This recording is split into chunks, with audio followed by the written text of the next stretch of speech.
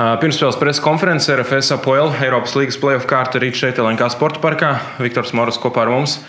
Treneris sākumā par sajūtām emociju ziņā un par to, kā notiek gatavošanās tādam pretiniekam. Labrīt! Protams, ka emocijas vislabākas. Spēlēsim vēl divas top spēles pret top pretinieku. Top atmosfēra gan šeit, gan izbraukumā. Jau iepriekš es teicu, ka gribam vairāk un vairāk šādas spēles. Protams, labāk spēlēt šāda turnīra nekā, ja mēs spēlētu, piemēram, play-off konferences līga pret cita līmeņa pretinieku. Tas arī dos mums labāku pieredzi, bet ļoti nopietni izanalizējam pretinieku. Kvalitatīva, protams, ka pretinieks būs kā favorīts šādas spēles, bet tas neko nenozīmē. Mēs cīnīsimies, mēs esam gatavi. Visi spēlētāji ir, gandrīz visi, izņemot Lemaiču, ir ierindā, tāpēc mēs gatavosimies sasniegt labāku rezultātu, pamēģināt to izdarīt. Starp šīm divām spēlēm ar Apoel būs arī Rīgas derbijs, kas arī ir ļoti svarīgs un ļoti nozīmīgs virslīgas kontekstā. Kā jums kā trenerim, vai tas raisa tādas lielas galvasāpes, izvēloties arī sastāvu un saprotat, ka principā 7 dienu laikā jāizvada 3 top līmeņa spēles ar ļoti spēcīgiem pretiniekiem, kur katra spēle ir ļoti svarīga? Protams, ka mēs domājam, un arī iepriekšējās spēles mēs sapratām, ka mums jāizdara kaut kāda rotācija. Šeit arī mēs kaut kādā laikā mēs varam atkal padomāt par to, ka būs daudz spēles, 3 spēles nedēļas laikā un kaut ko izdarīt, bet gatavojoties, mēs, protams, domājam tikai par šo spēli. Tā spēle ir tā prioritāte. Un kas būs tālāk, mēs nezinām, bet noteikti, ka esam gatavi visam. Liela ažitāža, visas biļetes izpārdotas, vai arī jūs saņemat zvanus no draugiem, paziņām, kas prasa biļetes? Jā, protams, kā vienmēr tā notiek. Ir daudz radinieku, kuri vienmēr gatavi būt šeit un atbalstīt komandu. Bet šāda tipa spēles, zvanu ir vairāk un tas ir saprotams. Treneris Māris Bergs, Latvijas Rādio, minējāt pretinieks Apoel, tātad favorīti šajā duelī, vai plānojat mazliet piekoriģēt savu taktiku, jo skaidrs, ka spēle būs citādāka nekā pret Santa Coloma, varbūt vairāk kā otrais numurs spēlēt, atdot viņiem iniciatīvu un uz pretuzbrukumiem mēģināt vairāk spēlēt, piemēram. Vispirms mēs gatavojamies jebkuram scenārijam, un mums ir savs spēles stils, un mēs gribam to attīstīt, spēlēt un gatavi tam, bet daudz kas ir atkarīgs no tā, ko ļaus pretinieks. Tāpēc mums jābūt gataviem arī vairāk spēlēt aizsardzību, un tas ir normāli, jo visi čaļi ir gatavi un viņi saprot savas lomas, jebkura situācija, un vienkārši jāizmanto tās priekšrocības, kuras ir mūsu galvas šādas situācijas. Protams, jebkurš pretinieks spēlē citādu futbolu, un mums jāadaptējas un jāgatavojas, bet tā notiek arī pret jebkuru pretinieku arī Latvijas čempionātā. Var salīdzināt varbūt ar spēli šeit pret Bodu, kur mēs gatavojamies jau zinot, kā pretinieks spēlē. Mēs arī tā spēlē 5 gadu laikā vienu reizi spēlējam rombu. Jā, tas ir atkarīgs no tā, ko piedāvā mums pretinieks un kā mums šādas situācijas tikt galā ar to, ko viņi var piedāvāt un arī nezaudēt savas priekšrocības. Tāpēc mēs par to domājam un, protams, būs svarīgi, lai mēs neizietu tikai spēlēt futbolu, vienkārši savu futbolu. Mums jāsaprot, ka pretinieks ir stiprs kaut kādas situācijas un gatavojamies tam. Iepriekšējās kārtas sākāt ar spēli izbraukumā un tad atgriezāties šeit mājās. Tagad būs otrādi, vispirms mājās, pēc tam jāspēlē viesos. Tas jūsu ieskatā ir pozitīvi, labi, ka sākat mājās un tad jābrauc viesos, vai tomēr, vai jūs ieskatā tam nav nekādas būtiskas nozīmes?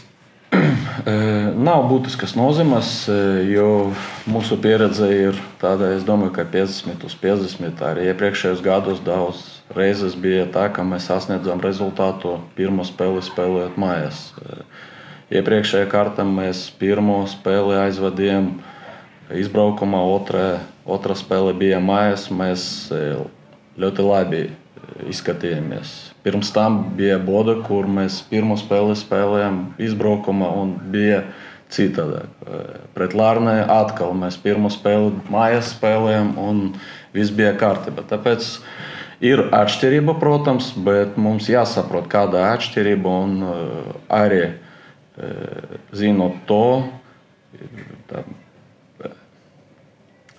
labāko plānu izvēlēties šādu situāciju. Trener, ņemot vērā, ka jūs arī pieminējāt šo saspringto spēļu grafiku un arī pretinieks APOEL augstākas raudzes, un tas, ka jau esat nodrošinājuši vietu vismaz konferences līgas grupu turnīrā, cik tas jums kā trenerim liek varbūt mazāk riskēt, vai tomēr neskatoties uz esošo situāciju, kā jau varbūt nedaudz pieminējāt, ka tāpat iesiet ar pilnu jaudu un neko lieki netaupīsiet? Mēs iesim ar pilnu jaudu, bet, protams, labāk, kā es jau teicu, spēlēt play-off, bet kad tu jau ir garantējis sev spēli Eiropā. To mēs izdarījām, tāpēc es domāju, ka šeit arī labāk spēlēt pret APOEL nekā pret Vikinguru, piemēram, visu cieņu, bet arī būtu stress, arī būtu grūtas ļoti spēles, bet nebūtu tās interesantākas, es domāju, spēles arī līdzjutējiem. Tāpēc tas ir ļoti labs bonus, ka mēs spēlējam tieši Eiropas līgā. Un es domāju, ka šeit mēs nevaram zaudēt, mēs varam tikai vinēt. Ar šādu attieksmi mēs arī iziesim laukuma, ka mēs ar pilnu jaudu visu izdarīsim, lai uzvarētu. Un neskatoties uz šo grafiku, mēs domājam tikai par šo spēli. Trener, pirms tam Roberts mums izteicās, ka esat jau kā komanda padziļināti analizējuši pretinieku. Varbūt varat pastāstīt, kas ir tās galvenās lietas, ko esat ievērojuši, no kā ir jāuzmanās un uz ko paši gribētu spiest? Vispirms, komanda ir tāda specifika Kipra, ka ļoti daudz maina spēlētājus katru sezonu. Viņiem ir no 15 līdz 20 jauniem spēlētājiem, jauns treneris. Un mēs redzam, ka aizvadot tās 4 spēles, viņi no spēles uz spēli kļūst jaudīgāk un labāk saprot, ko treneris no viņiem gaida. Un arī fiziskas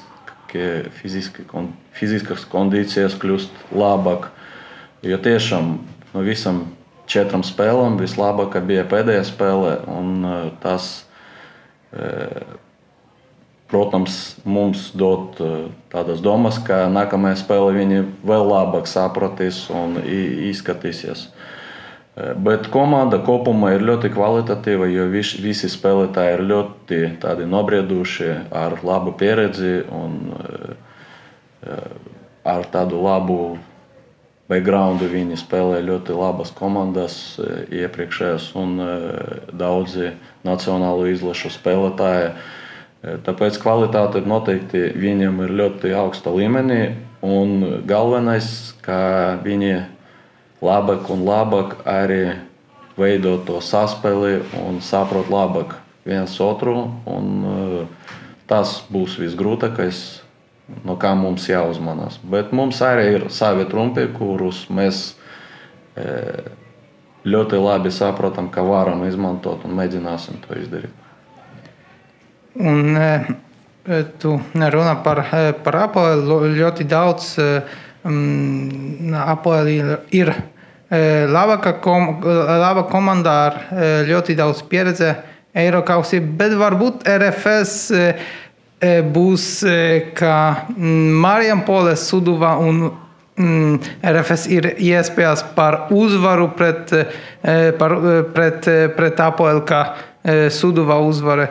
pret Čempionu līga kvalifikācijā sezonā 18-19. Pirmkārt, es daudz runāju par APL, tāpēc, ka mani jautā par APL vairāk. Jo visi grib zināt, ko mēs sapratām par pretinieku, tāpēc es stāstu. Ja man jautātu par RFS, es par mūsu spēli, un arī es to arī izteicu jau, ka mēs mēģināsim, mēs daudz kārt spēlējam pret pretiniekiem, kuri uz papīra ir